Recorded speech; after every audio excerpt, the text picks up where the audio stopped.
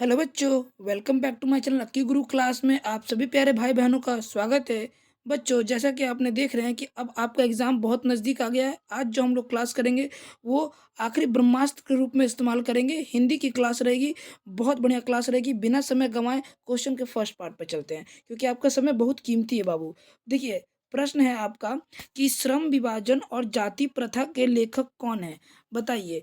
Doctor Sampurnanand, बाबा भीमराव अंबेडकर जी, या doctor Manohar Lohia, या महात्मा गांधी। तो बाबू इसका सही उत्तर हो जाएगा बाबा साहब अंबेडकर। यानी कि श्रम विभाजन और जाति प्रथा के लेखक कौन है? बाबा साहब भीमराव अंबेडकर जी। ठीक है, चलिए दूसरा प्रश्न की ओर बढ़ते हैं बाबू। दूसरा प्रश्न आपके स्क्रीन पर आता है, यहाँ पे नीचे प्रश्न है कि श्रम विभाजन और जाति प्रथा के लेखक बेरोजगारी का एक प्रमुख प्रत्यक्ष कारण किसके द्वारा माना गया है? बताइए, किसमें सबसे प्रमुख कारण क्या है? अशिक्षा है, या जनसंख्या है, या जाति प्रथा, या उद्योग और धंधे की कमी का है? बताइए। तो श्रम विभाजन में सबसे महत्वपूर्ण जो है वो बेरोजगारी का जो कारण माना गया है वो जाति प्रथा को माना गया है। सी ऑप्शन बिल्कुल आपका सही हो जाएगा बाबू। आगे देखिए, प्रश्न है। प्रश्न क्या है बाबू आपका कि श्रम विभाजन और जाति प्रथा एक प्रकार का क्या है? कहानी है, साक्षात्कार है, निबंध है, भाषण है? तो बताइए। तो तीसरा नंबर का बाबू श्रम विभाजन जाति प्रथा एक प्रकार का निबंध है। क्या है? निबंध। सी ऑप्शन आपका बिल्कुल सही हो जाएगा। ठीक है, चलिए आगे देखिए बाबू। अगला प्रश्न आपके स्क्रीन पर आता है कि डॉक्टर भीमराव अंबेडकर जी का जन्म कब हुआ था? 14 अप्रैल 1989, 14 अप्रैल 1971, 14 अप्रैल 1891, 14 अप्रैल 1981। बताइए। तो बाबू रे इसका जो राइट आंसर हो जाएगा सी ऑप्शन, 14 अप्रैल 1891 में महू मध्य प्रदेश में डॉक्टर भीमराव अंबेडकर जी का जन्म हुआ था। आगे देखिए, पांचवा नंबर प्रश्न है। पांचवा नंबर प्रश्न है कि डॉक्टर भीमराव अंबेडकर का जन्म कहाँ हुआ था? महू मध्य प्रदेश, गोरखपुर उत्तर प्रदेश, दानकुनी पश्चिम बंगाल, डुमराव बिहार। अभी बताया कि इनका जो जन्म स्थान था वो मध्य प्रदेश में महू नामक स्थान पे हुआ था। ठीक है बाबू, आगे देखिए। छठा नंबर प्रश्न है कि मानव मुक्ति के पुरोधा किसे कहा गया है? बताइए। मैक्स मूलर को, भीमराव अंबेडकर को, हितेंद्र मिश्रा को, अमरकांत जी को? तो बाबू रेस 6 नंबर का अगर बात करें तो इसका जो राइट आंसर हो जाएगा बी ऑप्शन हो जाएगा, भीमराव अंबेडकर जी को मानव मुक्ति के पुरोधा कहा गया है। ठीक है, बी ऑप्शन आपका बिल्कुल सही हो जाएगा। ठीक है, आगे देखिए बाबू। 7वां नंबर प्रश्न है कि जाति प्रथा स्वाभाविक विभाजन नहीं है, क्यों? भेदभाव के कारण, शोषण के कारण, गरीबी के कारण, रुचि पर आधारित नहीं होने के कारण। जाति प्रथा स्वाभाविक विभाजन नहीं है क्योंकि इसका जो उत्तर होगा रुचि पर आधारित नहीं होने के कारण। यानी कि डी ऑप्शन बिल्कुल सही हो जाएगा बाबू। ठीक है, आगे देखिए बाबू। अगला प्रश्न आपके स्क्रीन पे है बाबू कि लेखक की दृष्टि में विडंबना की बात क्या है? बताइए। जातिवाद के पोषक की कमी नहीं है, या जातिवाद के पोषक नगण्य हैं, या आर्थिक दृष्टि से जातिवाद उचित है, या जातिवाद लोकतंत्र के विरुद्ध नहीं है? लेखक की दृष्टि से विडंबना की बात क्या है? तो बाबू इसका जो लेखक की दृष्टि से विडंबना की बात है वो आपके जातिवाद के पोषकों की कमी नहीं है। यानी कि ए ऑप्शन बिल्कुल। क्या हो रहा है बच्चों? ये जातिवाद पोषक की कमी नहीं है। ठीक है, टच करते हैं, ये वाला टच हो जाता है, ये वाला देखिए, कोई बात नहीं, होता है। चलिए आगे देखिए। लेखक की दृष्टि से आदर्श समाज कैसा होना चाहिए? जिसमें स्वतंत्रता पर समता और भ्रातृत्व हो, जिसमें सभी लिखे पढ़े हों, या जिसमें सभी धन हो, जिसमें सभी स्वस्थ हो? बाबू आप लोग जो है क्या करिए, चैनल को सब्सक्राइब करिए। क्यों? क्योंकि आगे की कोई भी क्लास ना छूट जाए, इसलिए सब्सक्राइब कर और साथ ही बेल आइकन प्रेस करिएगा, ताकि जब भी कोई नई क्लास अप टू डेट हो तुरंत नोटिफिकेशन आप तक पहुंच जाए। तो 9 नंबर का बात करें तो ए ऑप्शन हो जाएगा कि लेखक की दृष्टि से आदर्श समाज कैसा होना चाहिए? जिसमें स्वतंत्र, समता और भ्रातृत्व का भाव हो, यानी कि प्रेम भाव हो। ठीक है, और स्वतंत्र हो। ठीक है, और सभी में समान रूप हो। आगे देखिए। अंबेडकर की दृष्टि से भाईचारे का वास्तविक रूप कैसा होना चाहिए? बताइए।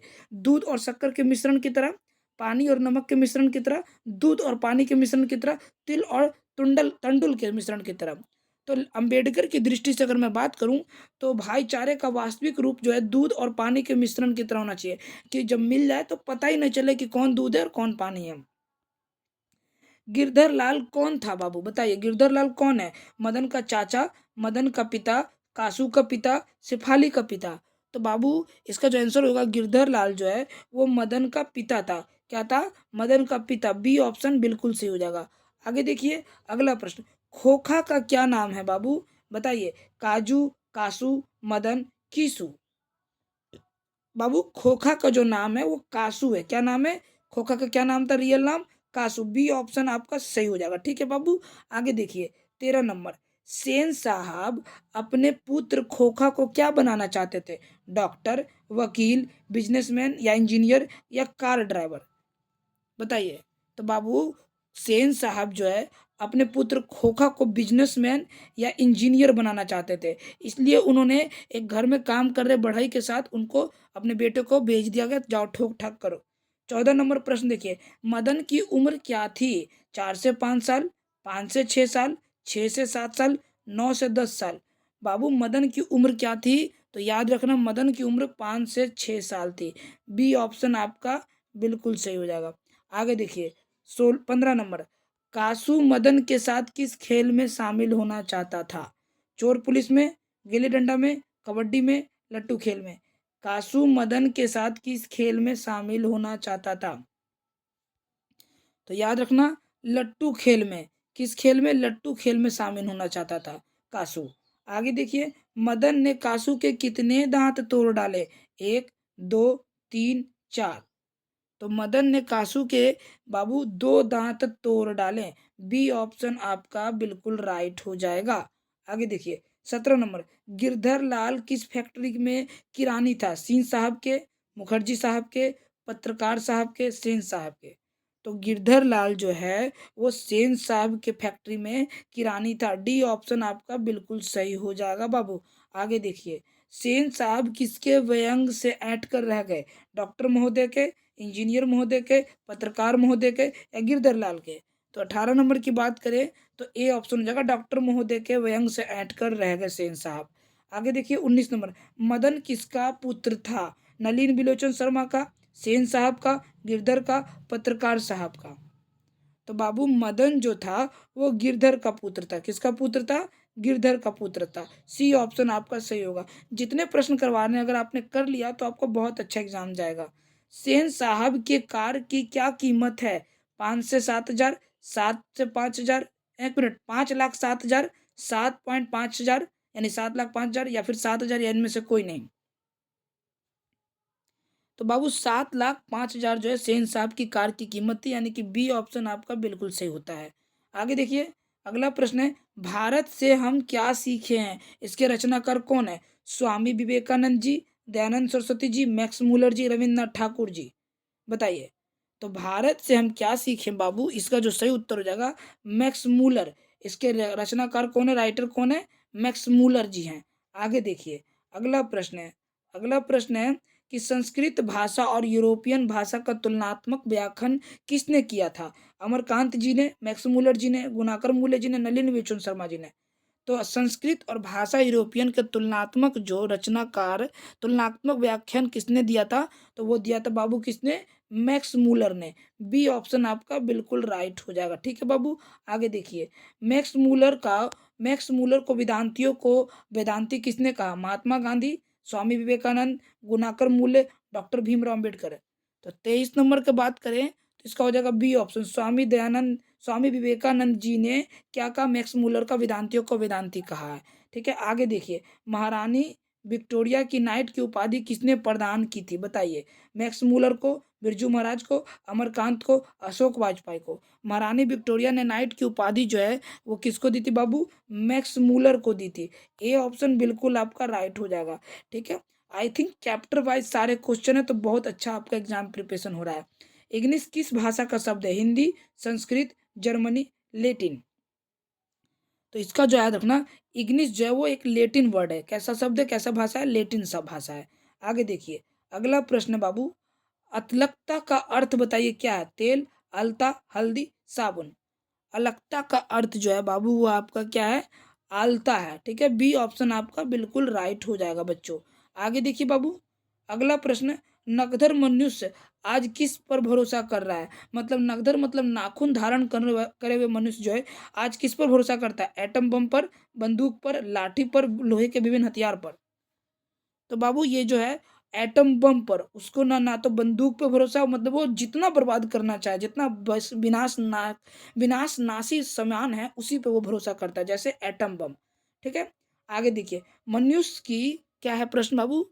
प्रश्न है कि मनुष्य की मनुष्यता यही है कि वो सबके दुख को सहानुभूति के साथ देखता है, यह तथ्य किसका है? तो मतलब मनुष्य की मनुष्यता यही है कि वो सबके दुख की सहानुभूति के साथ देखता है। ये कथन किसका है बाबू? तो ये गौतम बुद्ध जी का है। ठीक है, ए ऑप्शन आपका सही हो जाएगा। ठीक है, आगे देखिए अगला प्रश्न बाबू आपका आंसर दिख गया, सॉरी बच्चों। सबसे पुराने अच्छे नहीं होते और सब नए खराब नहीं होते, ऐसा किसने कहा था? तो ऐसा कहने वाले कालिदास थे। आंसर दिखी गया, इसलिए मैं पहले आंसर बता देता हूँ। ठीक है, बी ऑप्शन सही हो जाएगा। आगे देखिए। ठीक है, अगला प्रश्न आपके स्क्रीन पे, आचार्य हजारी प्रसाद द्विवेदी जी का साहित्य का किस विद्या में लेखक नहीं है? आलोचना, आलोचना, कहानी, निबंध, उपन्यास, बताइए। तो इसका जो आपका उत्तर हो जाएगा, क्या हो जाएगा बच्चों? 30 नंबर का ये हो जाएगा सी ऑप्शन। ठीक है, सी ऑप्शन आपका बिल्कुल राइट हो जाएगा बच्चों। ठीक है, समझ गए? चलिए आगे बढ़ते हैं। अगला प्रश्न आपके स्क्रीन पर आता है बाबू, नागरी लिपि का शीर्षक निबंध के निबंधकार कौन है? गुणाकर मूल्य जी, रामचंद्र शुक्ल जी, डॉक्टर भोलानाथ तिवारी जी, या बाबू राम सक्सेना जी? 31 नंबर की बात करें तो ए ऑप्शन हो जाएगा गुणाकर मूल्य जी। क्या? गुणाकर मूल्य जी। चलिए आगे देखिए बच्चों, अगला प्रश्न आपकी स्क्रीन पे आता है। अगला प्रश्न है कि मूल्य ने अंग्रेजी व एवं हिंदी की पढ़ाई कहाँ पर की? दिल्ली में, जौनपुर में, वर्धा में, इलाहाबाद में? 32 नंबर का क्या होगा? वर्धा में। मूल्य ने अंग्रेजी व हिंदी की पढ़ाई कहाँ की? वर्धा में। ठीक है, आगे देखिए 33 नंबर, बांग्ला लिपि प्राचीन नागरी लिपि की क्या है? पुत्री है, बहन है, भगनी है, बहू है? तो याद रखिएगा, बांग्ला लिपि जो है वो प्राचीन नागरी लिपि की बहन है। क्या है? बहन, सिस्टर। बी ऑप्शन आपका राइट हो जाएगा। आगे देखिए बाबू, अगला प्रश्न, नेपाली भाषा किस लिपि में लिखी जाती है? गुरुमुखी लिपि, खरोष्ट लिपि, ब्राह्मी लिपि, देवनागरी लिपि? तो इसका उत्तर हो जाएगा देवनागरी लिपि में नेपाली भाषा लिखी जाती है। डी ऑप्शन सही हो जाएगा। आगे देखिए अगला प्रश्न, जो ये इस प्रकार का अक्षर है, इस प्रकार के अक्षर का संबंध वर्तमान में किस भाषा से है? नेपाली से, मराठी से, तमिल से, बांग्ला से? तो ये ध्यान रखिएगा, इस प्रकार का जो अक्षर जो आपको स्क्रीन पर दिख रहा है उसका संबंध आपका जिस चीज़ से बाबू? तो मराठी से, यानी बी ऑप्शन बिल्कुल आपका सही होता है। ठीक है, आगे देखिए 36 नंबर प्रश्न, बहादुर शीर्षक कहानी के कहानीकार कौन है? अमरकांत, राजेंद्र यादव, कमलेश्वर, ज्ञान रंजन? बहादुर शीर्षक कहानी के कहानीकार कौन है बाबू? तो याद रखिएगा, इसका सही उत्तर हो जाएगा आपका कौन? तो ये हो जाएगा अमरकांत जी। 36 नंबर का अगर बात करें तो बी, ए ऑप्शन बिल्कुल सही हो जाएगा, अमरकांत जी। ठीक है, आगे देखिए अगला प्रश्न स्क्रीन पर आता है कि बहादुर कहाँ से भाग कर आया था? पूना से, इंदौर से, पटना से, नेपाल से? तो बहादुर जो है वो कहाँ से भाग भाग के आया था? नेपाल से। ठीक है, डी ऑप्शन सही हो जाएगा। आगे देखिए 9 2 11 होने का मुहावरा का अर्थ क्या है? रुक जाना, भाग जाना, मार देना, मर जाना? 9 2 11 होने का मुहावरे का अर्थ है भाग जाना। क्या होना? भाग जाना। बी ऑप्शन सही जाता है। आगे देखिए, माँ के डर से लड़का रात भर कहाँ छिपा रहता है? पहाड़ों पर, जंगलों में, पड़ोसी के घर में, विद्यालय में? माँ के डर से लड़का रात भर जो है वो आपका जंगलों में छिपा रहता है। बी ऑप्शन हो जाएगा। ऐसा भी क्या बच्चों मारना जो बच्चों को रात भर माँ के डर से जंगल में छिपना रहे? आगे देखिए, इस मोहल्ले में बहुत से लोग रहते हैं, तुच्छ, धनी, गरीब, विश्वास? क्या होगा? तो इस मोहल्ले में बहुत से तुच्छ लोग रहते हैं। ए ऑप्शन सही हो जाएगा। आगे देखिए अगला प्रश्न आपकी स्क्रीन पे आता है। प्रश्न है कि वह विचारधारा जो चेतना या भाव को मूल पदार्थ मानती है उसे क्या कहते हैं? मार्क्सवाद, निर्विवाद, समाजवाद, भौतिकवाद? तो 41 का डी नंबर हो जाएगा, भौतिकवाद कहते हैं। क्या कहते हैं? भौतिकवाद। डी ऑप्शन आपका सही होगा। आगे देखिए, शोर यूरोप के लोग किस सभ्यता में प्रभावित थे? सारे यूरोप के लोग, क्रीट शक की सभ्यता, मिस्र की सभ्यता, एथेंस की सभ्यता, इनमें से सभी? तो सारे यूरोप के लोग जो हैं वो आपके एथेंस की सभ्यता से प्रभावित थे। आगे देखिए, शैली और बायरन कहाँ के थे? बताइए, अमेरिका के, यूनान के, अफ्रीका के, भारत के?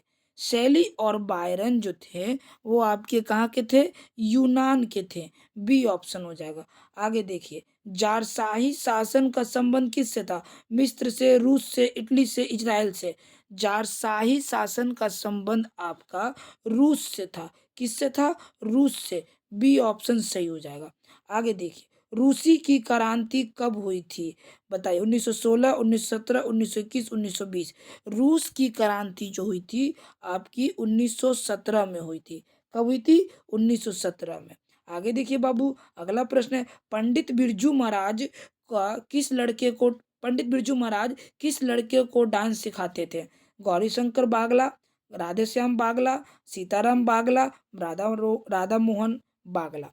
बच्चों, क्लास की पीडीएफ लेने के लिए आप क्या करिए, 9523023488, क्या 488 पे मैसेज कीजिए कि सर हम 10 क्लास के विद्यार्थी हैं, हमको पीडीएफ दे दीजिए। हम आपको एसएसटी हिंदी, इंग्लिश, संस्कृत सब की पीडीएफ फ्री देंगे। वादा करते हैं, वचन देते हैं कि बिना 1 रुपया के लिए पीडीएफ बिल्कुल फ्री देंगे। और बाबू, आप चैनल पर अगर नए हैं तो आप 2 काम करिए, आप सब्सक्राइब करके नोटिफिकेशन ऑन कीजिए ताकि आगे की कोई क्लास ना छूटे, और अपने ही जैसे विद्यार्थी के पास क्लास को शेयर कर दीजिए। ठीक है, तो 46 नंबर का बात करें आंसर का, तो इसका जो हो जाएगा, सीताराम बागला को क्या करते थे, पंडित बिरजू महाराज जी नृत्य सिखाते थे। ठीक है, आगे देखिए, इनमें कौन पंडित बिरजू महाराज की शिष्या नहीं थी, शाश्वती, रसीम वाजपेयी, दुर्गा, अनुराधा। 47 नंबर की बात करें तो डी ऑप्शन होगा, अनुराधा। ठीक है, आगे देखिए 48 नंबर, बिरजू महाराज, क्या है बाबू, कि बिरजू महाराज अपने पिता के 10वां एवं तेरी करने के लिए कितने पैसे इकट्ठे किए थे, बताइए। 300, 600, 700, 800, 500। तो बाबू, इसका जो है, बिरजू महाराज अपने पिता की 10वां और 13वीं करने के लिए कितने पैसे इकट्ठे किए थे, तो याद रखना 500 किए थे, यानी कि डी ऑप्शन आपका सही होगा। आगे देखिए, पंडित बिरजू महाराज की गुरुवाइन कौन थी, गुरुवाइन कौन थी, उनकी माँ, उनकी चाची, उनकी बहन, उनकी मौसी। तो 49 नंबर का बात करें तो उनकी माँ थी, यानी कि ए ऑप्शन बिल्कुल राइट होगा। आइए आगे देखिए, प्रश्न है कि जब पंडित बिरजू महाराज को संगीत नाटक अकादमी अवार्ड मिला तब उनकी उम्र क्या थी, बताइए। तब उनकी उम्र क्या थी, 27 वर्ष, 26 वर्ष, 25 वर्ष, 24 वर्ष। 27 वर्ष आपका राइट आंसर होगा। बाबू, मैं आप सभी से अनुरोध करता हूँ कि आप पता है जरूर चैनल को सब्सक्राइब कर बेल आइकन प्रेस कीजिएगा। अगर आपको चैनल पर पढ़ने का तरीका हमारा कैसा लग रहा है और पढ़ाने का तरीका, वो कमेंट करके हमें ज़रूर बताइएगा कि कैसे पढ़ा पा रहे हैं और आप अच्छे से पढ़ पा रहे हैं कि। और अगर क्लास अच्छी लग रही है तो आप एक काम करिए, लाइक कर दीजिएगा और अपने दोस्तों के बीच शेयर कर दीजिएगा। पीडीएफ लेने के लिए हमें दिए गए नंबर जो है, ये नंबर आपका दिख रहा होगा, मेरा नंबर, इस नंबर पे आप पीडीएफ जो है प्राप्त करने के लिए मैसेज कीजिए। आपको तुरंत मैसेज दे में रिप्लाई दिया जाएगा और आपकी प्रॉब्लम को सॉल्व प्रॉपर तरीके से किया जाएगा। ठीक है, तो मैं आशा करता हूँ कि आज की क्लास बहुत अच्छी रही होगी। कमेंट करके बताइए कि कैसा रहा क्लास। मिलते हैं अगले वीडियो में, तब तक अपना ख्याल रखिए, अच्छे से रहिए, खूब आगे बढ़िए, अपने माँ बाप का नाम रोशन कीजिए और प्रार्थना रहेगा कि आप खूब तरक्की करिएगा, आगे बढ़िएगा, आपका नंबर बहुत अच्छा आएगा। तो आज के लिए इतना ही, मिलते हैं अगले वीडियो में, तब तक अपना ख्याल रखिए। बाय बाय, टेक केयर, जय हिंद, जय भारत, स्वस्थ रहिए, मस्त रहिए बच्चों।